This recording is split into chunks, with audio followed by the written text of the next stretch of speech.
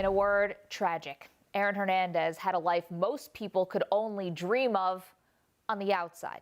Scratching the surface revealed something darker that eventually came to the light. Now the story of Hernandez's life has come to an end. Authorities say Hernandez hanged himself early Wednesday morning in his prison cell in Massachusetts. The Department of Corrections released a statement saying in part that Hernandez was found just after 3 a.m.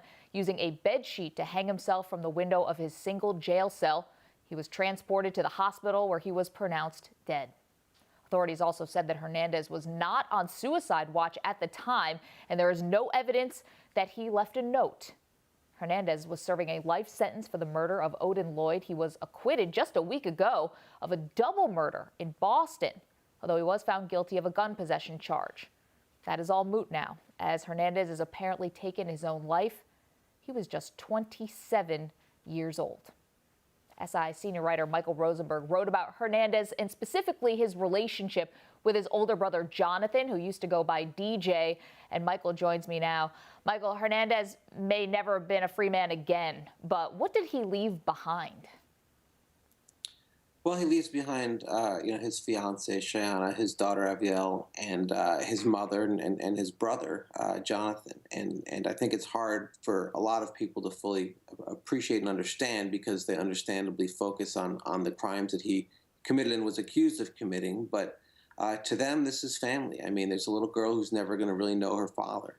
And they loved him. And this to me just adds another layer of tragedy to the whole situation. I don't like to measure tragedy against tragedy. I don't think it makes things any better for any of the people that have already lost loved ones, whether Aaron committed the murders or was accused of committing them or whatever. It's just another layer of tragedy on top of the other ones, and it's just, I feel for everybody involved. How will this impact his family? Well, obviously, this has been miserable again for everybody involved. I don't know where they go from here. I mean, I think there's going to be some questions that will probably always be unanswered about why he did this and really why he ended up in this situation. They're going to have to just get through things and live their life. I think like anybody who loses a loved one, they're going to have to do that. And what makes this more complicated, obviously, is some of the choices that Aaron made and the crime that he was convicted of. It's hard, I think, for the people who loved him to reconcile the Aaron that they thought they knew with the Aaron that has been portrayed, obviously, in court testimony, and who was he really? And those are questions, I think, that haunt them. While Aaron was in prison, he still maintained a close relationship with Jonathan, his brother. And Jonathan said he would take calls from Aaron in prison. He could, quote, hear him smiling through the phone. What was their relationship like while Hernandez was incarcerated? Well, Jonathan had a choice. I mean, he could have been angry at his brother, understandably so. He could have defended him forever, which a lot of family members do in that situation. I think they're entitled to do that. He really didn't do either of those things, and he didn't disown him and dismiss him. What he decided after a lot of thought and a lot of tears and a lot of nightmares was, this is my brother. I'm just going to be his brother, and I'm not going to make it any bigger or smaller than that. And that's what he was. I mean, they were best friends before Aaron got into the trouble. They were best friends after the murder of Odin Lloyd, and they remained best friends, I think, to the very end. And that was all I think Jonathan could bring himself to be, was to be his brother. Any idea, Michael, on what life was like for Aaron Hernandez while he was in prison? Well, you would see reports now and again about prison fights. Jonathan said that they would play games. They would. He said he was reading Harry Potter. They would send tic-tac-toe back and forth. Aaron was not somebody who really truly fit in a prison environment. I mean, there are some people that go in there, and obviously it's a difficult transition, but I think there are some people that go in there and they are among people that they can connect with. I don't think that was really Aaron. I imagine that he felt like an outcast in prison in a lot of ways, and I'm speculating a little bit there, but I think he was searching for himself for a long time. I think he started in some ways probably to figure some of that out while he was there, but I mean, that's, you're in prison for the rest of your life. Uh, Obviously, there's a lot that goes into that emotionally and mentally. And there was no doubt that that was wearing on him before. And then that's not to say that anybody saw this coming. Um, but, he was in prison for the rest of his life. I mean, this was difficult from what he told people. I mean, he had some obviously very difficult moments, and now we got this news today. Can't help but just point out the irony that on a day when the Patriots are visiting the White House and being celebrated for their Super Bowl win, the one player that they have tried to disassociate themselves with the most is now overshadowing this visit. How do you expect the Patriots to react to this news? Well, I mean, publicly, I don't know. There's not a lot for them to say. I mean, I'm sure there will be speculation about the timing and whether that was in Aaron's mind, and I have no idea. I don't know if anyone will ever know that. He was not on this team. I mean, this was 4 years ago. Some of those guys, a few, certainly did know him and play with him. I don't know what they can say. I mean, I'm sure he's on their minds. I think it's probably very difficult. I'm sure it's very difficult for Bill Belichick and Tom Brady, Rob Gronkowski to wrap their minds around this entire ordeal from the beginning of how this could happen. And I think Belichick has basically said, I think he said last week that this is a tragedy, and this is obviously before the latest news about the suicide. I think that's how they viewed it. I think it's a hard one for anyone to really fully take measure of and take stock of. And I'm sure that for those who knew Aaron, I'm sure it's obviously on their minds today. When Hernandez was first arrested for the murder of Odin Lloyd, you heard a lot of talk about a troubled childhood. Obviously, we know about his incidents at the University of Florida. More things have even come to light since then.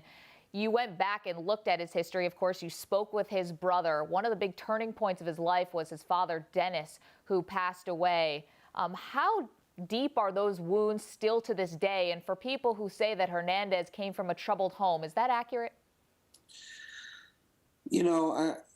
I think a lot of what happened after Odin Lloyd was murdered was people trying to kind of retrofit Aaron's childhood so that the ending of his story made sense, and some of it got distorted a little bit. In many ways, he had a happy childhood. I think where it became really difficult, that moment when his father died suddenly, everything changed for Aaron. His behavior changed. He was clearly in shock. He never emoted in the way that you would expect someone to emote in that situation. He started hanging out with different people. He started seeking something that I don't think he had been seeking before. So this was not, I mean, you hear a lot, certainly in American society and in the sports world, about people that had really rough childhoods. I think if you lined up 100 childhoods of NFL players, I don't think Aaron Hernandez's childhood would stand out as the worst of them by any stretch. Certainly there were difficult times. He didn't have a ton of money, and then his father died. But I mean, we have seen a lot of players deal with a lot of things growing up and have successful NFL careers. So there's something, in Aaron's mind, in Aaron's brain, that something triggered his behavior to change radically when his father died and sent him along this path. Yeah. Michael Rosenberg, we appreciate your perspective on a difficult day. Thank you so much. Thank you. For more context on Aaron Hernandez's legal history, here is a timeline of his life beginning in 2012.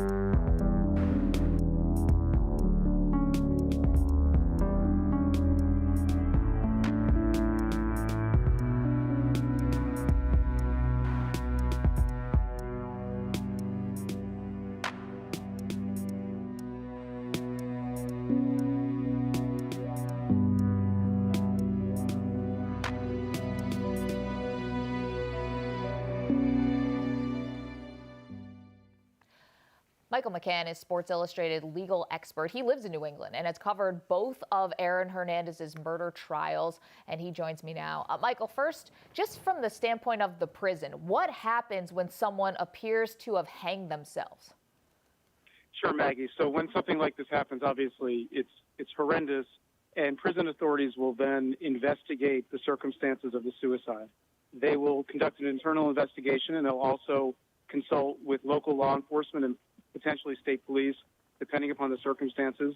They'll look at how he had access to the materials that led to his suicide, and they'll also assess whether or not his mental health was in such a state that perhaps prison authorities should have known more. It's early to tell, but these are the kinds of questions that they're going to ask. We're hearing from Hernandez's agent, or TMZ is reporting that he wants to launch an investigation. Would law enforcement aid him in that investigation if he does, in fact, go down that path? Well, it would likely work out this way. The law enforcement would conduct an investigation on its own, and then thereafter there would be an opportunity for Hernandez's representatives to gain information. And that process would play out over a period of time, but it would be one that Hernandez's attorney and his agent, and Brian Murphy is his agent, he's also an attorney, would have access to certain materials.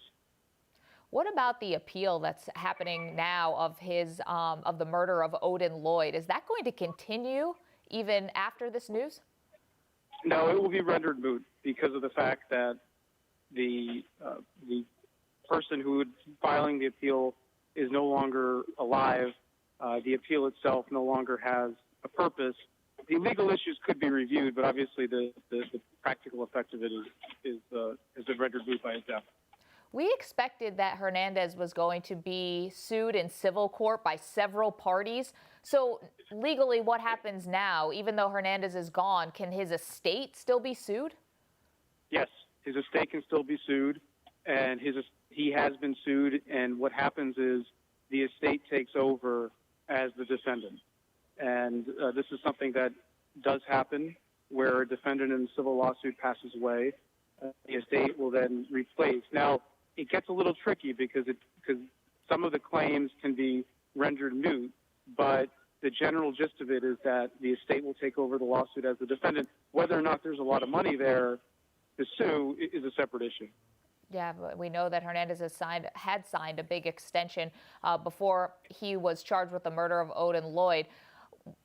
Michael, was there any chance that Hernandez would have been freed eventually? I mean, was there a glimmer of hope for him that he would not spend the rest of his life in jail? There was a glimmer, and I would phrase it as a glimmer or a slight chance because it's very difficult to win an appeal. He would have to successfully appeal not only a murder conviction, but 3 other convictions, and usually appeals fail. Also, the judge in the Odin Lloyd trial, in my view, a lot of her decisions favored Hernandez in terms of decisions on whether to admit evidence and things like that. However, there was a glimmer in that there's an argument that the jury might have misunderstood first-degree murder, and particularly the idea that the death of Odin Lloyd was so extreme and egregious that it warranted murder 1, first-degree murder. It's very hard to prove that, but his death, Odin Lloyd wasn't tortured. He might have died pretty close to instantly. Obviously, any death is awful, but for Hernandez to be convicted not for a premeditated murder, but instead for the circumstances of the murder, that they were so depraved, there was some ground for his lawyers to argue that the jury might have misunderstood the instructions. Okay, so what's next, if anything? Is there another step to be taken here? The civil aspects of it will take over at this point. There'll be an investigation into the circumstances of his suicide by law enforcement. Hernandez's representatives, Brian Murphy and others, will probably demand information. The family could file a civil lawsuit if they believe that the prison failed to satisfy constitutional obligations under the 14th Amendment, which provides due process, and the 8th Amendment, which ensures that prisoners aren't subject to cruel and unusual punishment. Again, we're talking abstractly right now because we don't know if any information will surface, but there could be a legal aftermath where his family sues, and of course the people that have already sued him. There's also the issue of life insurance, whether or not Hernandez had life insurance, whether or not the policy allows for beneficiaries to recover in the event of a suicide, and if there is such a policy, whether there's a period of time between when the policy is purchased and when a suicide occurs. They're all variables. And then there's also Hernandez's pension. He played 3 years in the NFL, so he should have a pension, and the beneficiaries of it should be his daughter, because Cheyenne Jenkins Hernandez is not, as I understand it, married to him. So it would likely be his daughter to be the beneficiary. Wow, a lot of aftermath here to sort out. Michael Mcann, thank you so much for your perspective. Appreciate it. Thanks for having me on. All right, let's look at this a little bit more broadly and welcome in the managing editor of Sports Illustrated, Chris Stone. And Chris, I think a lot of people, whether they're sports fans or not, are just feeling really conflicted today because Aaron Hernandez was a convicted murderer, but suicide, it's just so dark. How should fans be reconciling this news? Well, I don't know that it should be reconciling at all. I mean, there are two very different Aaron Hernandez stories, and today we're remembering the two different Aaron Hernandezes. I'm sure we'll recall a lot about Aaron Hernandez, football player who was half of the most dominant tight end combination in the NFL, who had a great future in front of him before he encountered these legal troubles. And then, of course, there's Aaron Hernandez, the convicted murderer, here too. You know, those are two separate stories, and I don't think they should be conflated here. Though I think throughout the course of today and in the upcoming days, we will hear a lot about both sides of the stories, but they are two distinctly different stories. Interesting, and so some reporting by our own Albert Breer on the mmqb.com, texting with someone very close to Hernandez who said he was not surprised by this news. He could not see Hernandez sitting in a jail cell for the rest of his life. Are you shocked by that? I don't know if I'm shocked by it. I think we're going to hear a lot of this conjecture in the coming days. We're going to reach out to people who are close to Hernandez and people who we think might have some window into why Aaron Hernandez did this. The friend that you referenced in the story that just posted on SI.com, suggested that Aaron Hernandez was not going to sit in a jail cell for the rest of his life. But even that seems to kind of conflict with the events of the last few days. I mean, as Michael Mcann just referenced, listen, he has some legal momentum here. He was just acquitted of the double murder charge. There was a glimmer of hope that he would win his appeal. Not likely, but there was that possibility. So why now? We don't know, nor do I think we should try to conjecture why it happened. Yeah, and obviously he had access to some of the best legal minds available here in this country. This is something that was brought up even after Aaron Hernandez was arrested for the murder of Odin Lloyd, and that is just, where did it go wrong, or who could have stepped in his life to try to help him? And we can't help but notice that he played for two of the greatest coaches in college and professional sports, in Urban Meyer and Bill Belichick. I can't imagine how they must be feeling today. How do they intersect with this story? Yeah, I have no idea how they're feeling either, nor do I think any of us will really truly know. I mean, listen, coaches have a very paternal relationship with their players, especially at the college levels. When you recruit a player, you go into their living room and you tell their mother and their father that, listen, if your son comes to play with me, I will take care of him like you take care of him. But that aside, I mean, I'm dubious that Urban Meyer or Bill Belichick could have done anything differently than they did, nor should they have done anything differently than they did.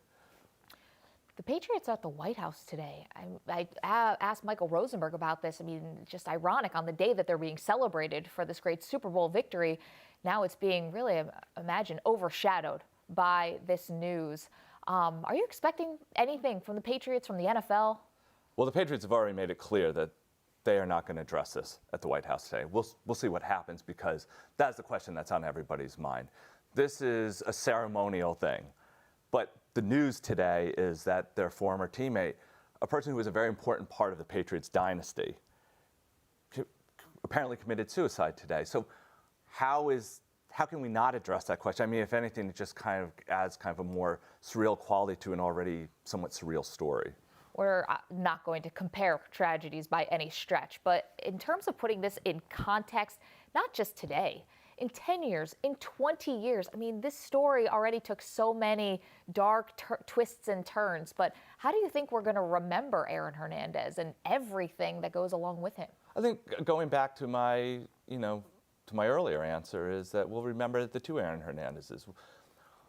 If in 10 years, when we're viewing the documentary of Aaron Hernandez's life, a big part of that is going to be, why do we care about Aaron Hernandez in the first place? Because he was a spectacular football player. He was the newsmaker he was because he was a spectacular football player who then was convicted of a murder and acquitted of a double murder.